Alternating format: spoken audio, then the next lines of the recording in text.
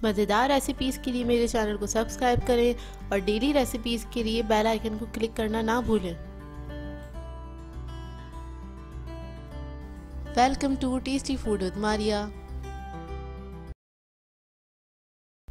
अस्सलाम वालेकुम व्यूअर्स, आज मैं आप लोगों के लिए बहुत ही मज़ेदार सी रेसिपी लेकर आई हूँ जो कि मलाई कोफ्ता। बहुत अच्छी रेसिपी है, थोड़ी सी डिफरेंट है, क्योंकि अगर आप लोग गोश्त खाने से बोर हो चुके हैं तो ये रेसिपी ज़रूर ट्राई कीजिएगा, क्योंकि ये वेजिटेरियन रेसिपी है।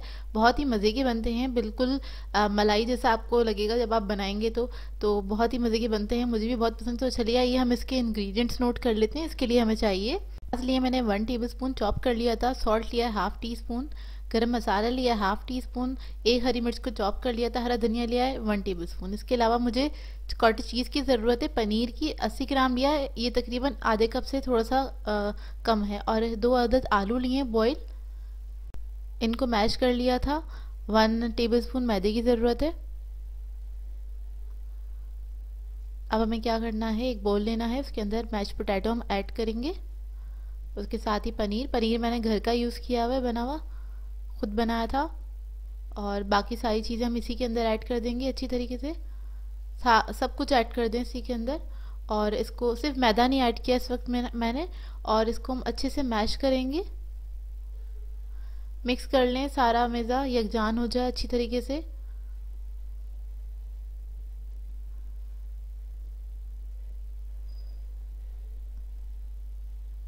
अच्छे से मिक्स करने के बाद इसके अंदर मैं मैदा ऐड करूँगी, और ये हमें बॉल्स बनाने हैं। मैदा बाइंडिंग के लिए यूज़ कर रही हूँ, क्योंकि ये बहुत ज़्यादा सॉफ्ट बॉल्स बनते हैं, क्योंकि इसके अंदर हमने पनीर ऐड किया है। पनीर की वजह से बहुत अच्छी सॉफ्टनेस आती है इसमें, और बिल्कुल मलाई जैसे बनते हैं, बहुत स्मूथ बनते हैं ये ना कोफ्ते। ये देखिए कोफ्तों का जो मिक्सचर है रेडी हो गया। अब मैं इवन साइज़ के कोफ्ते बना लूँगी। मीडियम साइज़ के बना रही हूँ मैं, सबके बॉल्स जो हैं एक जैसी होनी चाहिए, इस बात का ख्याल रखिएगा। ये देखिए इस तरह से एक ही साइज़ के बना लीजिए। मैं मीडियम साइज़ के बना रही हूँ। कोफ्ते बनाते हुए एक चीज़ का ख्याल रखिएगा कि ये बिल्कुल इवन होने चाहिए, दूसरा इसमें क्रैक्स ना हो, स्मूथ हो। थोड़ा सा हाथ का प्रेशर देके इस पे बनाइएगा, तो वो स्मूथ बनेंगे आपके कोफ्ते ना। देखिए इस तरह से मैं सारे तैयार कर लूँगी। मैंने सारे कोफ्ते तैयार कर लिए हैं, और अब मैं इसको फ्राई कर रही हूँ। शैलो फ्राई करेंगे हम इसको,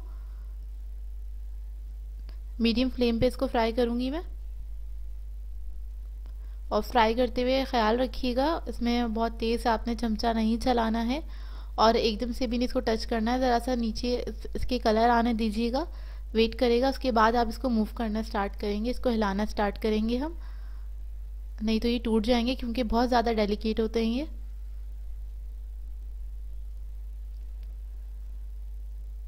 बहुत ही डिफरेंट रेसिपी है, और बहुत अच्छी बनती है, बहुत ही मज़ेदार बनती है।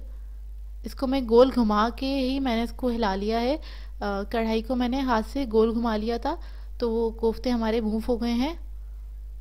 कोशिश कीजिएगा इसको ज़रा कम ही आप क्या कहते हैं चमचा वगैरह यूज़ करें, ज़रा इस पर अच्छी कोटिंग आ जाए, उसके बाद आप चमचे से इसको मूव करें तो ज़्यादा बेहतर है।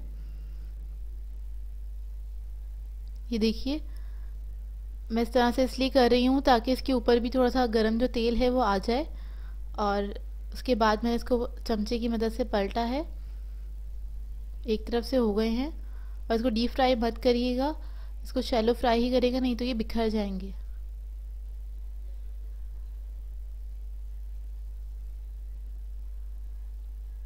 ये देखिए जब ये गोल्डन हो जाएंगे तो मैं इसको डिश आउट कर लूँगी। इसको अच्छी तरीके से फ्राई कर लीजिए चारों तरफ से। देखिए इसको हर तरफ से हम फ्राई कर लेंगे, इसको हल्के हल्के से मूव करते जाइए, बिल्कुल हल्के हाथ से इसको डील कीजिएगा, नहीं तो ये टूट जाएंगे। तो इसका ज़रा ख्याल रखिएगा। आप इसको अलट पलट करके हम फ्राई कर लेंगे, गोल्डन हो जाएंगे तो इसको डिश आउट करेंगे। ये देखिए गोल्डन हो गए हैं, इसको मैं डिश आउट कर लूँगी। अब हम आ जाते हैं ग्रेवी की तरफ। ग्रेवी के लिए हमें चाहिए आधा कप ऑयल, 1 कप मैंने लिया टमाटो प्यूरी, 4 टमाटरों को मैंने प्यूरी बना लिया था, तो ये 1 कप के करीब आ गया। कैशू नट्स का मैंने पेस्ट लिया है 2 टेबलस्पून, तकरीबन 10 अदद काजू का मैंने पेस्ट बना लिया था। हरा धनिया लिया आधा कप, हरी मिर्चें लिए बारीक वाली 1 टेबलस्पून, प्याज लिए चॉप्ड 1 कप, तकरीबन 4 अदद प्याज थी। क्रीम चाहिए हमें हैवी क्रीम 100 ग्राम, मिल्क पैक की क्रीम ले लीजिएगा। इसके अलावा हमारे पास दालचीनी के 2 पीस हैं, 1 अदद बड़ी इलायची है, गरम मसाला है हाफ टी स्पून, लहसुन का पेस्ट है 1 टीस्पून, हल्दी है हमारे पास 1/4 teaspoon, 1 teaspoon red chilli powder है, हाफ टी स्पून सॉल्ट है। ग्रेवी बनाने के लिए मैंने कढ़ाई ली है, उसमें 2 टेबलस्पून ऑयल लिया है और इसमें मैंने प्याज ऐड कर दी है और प्याज को हम सौते करेंगे। प्याज को इतना सौते करेंगे कि बस उसका कच्चापन जो है ना वो निकल जाए। उसको हमने ब्राउन नहीं करना, हल्का सा ही सौते करना है प्याज को। ट्रांसपेरेंट हो जाए हमारी प्याज, इस पॉइंट तक हम सौते करेंगे प्याज को। उसके बाद हम इसके अंदर लहसुन ऐड करेंगे, हरी मिर्चें ऐड करेंगे इसी के अंदर और इसको मिक्स कर लेंगे अच्छी तरह से, इनका भी ज़रा कच्चापन निकल जाए।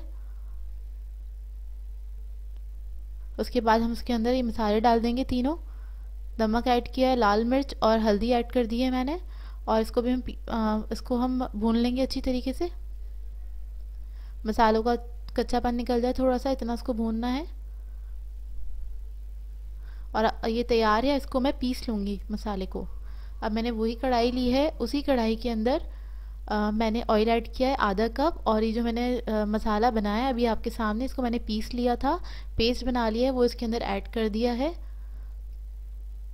प्याज का जो मसाला मैंने आपके सामने अभी भुना है उसी को मैंने पीस लिया था, इसको ऐड कर दिया मैंने इसी ऑयल के अंदर।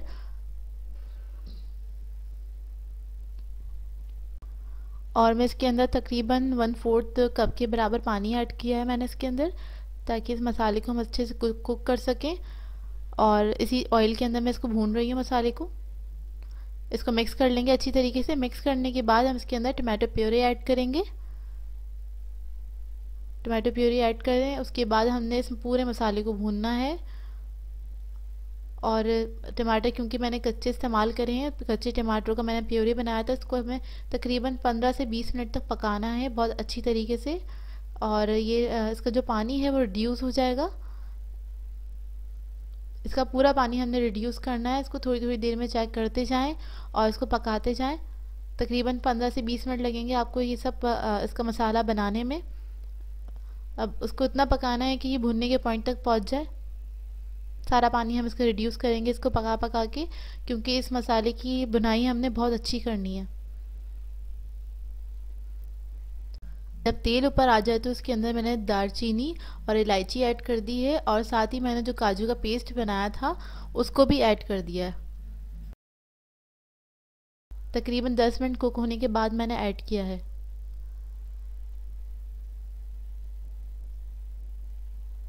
इसको मज़ीद पकाएंगे हम। ये देखिए मसाला कितना भुन गया है और ये भुनने में तकरीबन 20 से 25 मिनट लगे हैं। ये देखिए बहुत ज़बरदस्त मसाला बना है। आप ये बनाएंगे तो इसकी खुशबू बहुत अच्छी आ रही होती है जब ये हम बना रहे होते हैं इस मसाले की।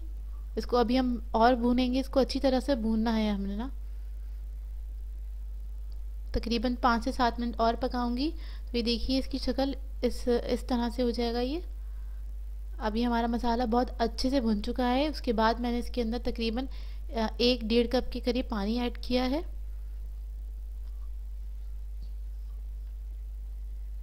इसकी ग्रेवी जो होती है थोड़ी थिक रखते हैं हम, ज़्यादा पतला नहीं करते।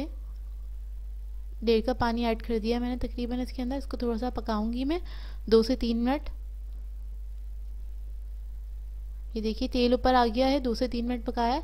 और ये मैं आपको बताना भूल गई थी, इसके अंदर कसूरी मेथी है तकरीबन 1 टेबलस्पून के बराबर। और इसके अंदर मैंने गरम मसाला ऐड किया है। जब आपका ये तेल जो है ऊपर आ जाए उस वक्त हम इसमें ऐड कर देंगे। ये ऐड करने के बाद मैंने इसमें क्रीम ऐड कर दी है। इसको मिक्स करेंगे अच्छी तरह से।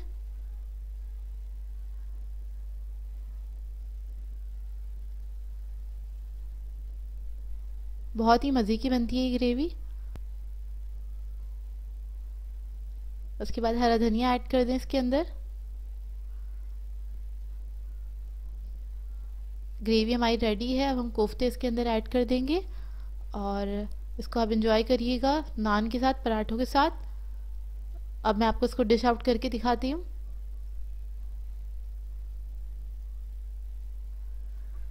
ये देखिए, इसको मैंने डिश आउट किया है। ऊपर से मैं थोड़ी सी क्रीम इसके ऊपर ड्रिजल करूंगी।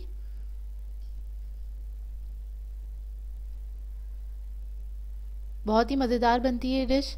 ट्राई कीजिएगा, अपना फीडबैक ज़रूर दीजिएगा मुझे। अगर गोश्त वगैरह खाने से बोर हो गए तो ये ज़रूर ट्राई कीजिएगा, बहुत पसंद आएगी आप लोगों को।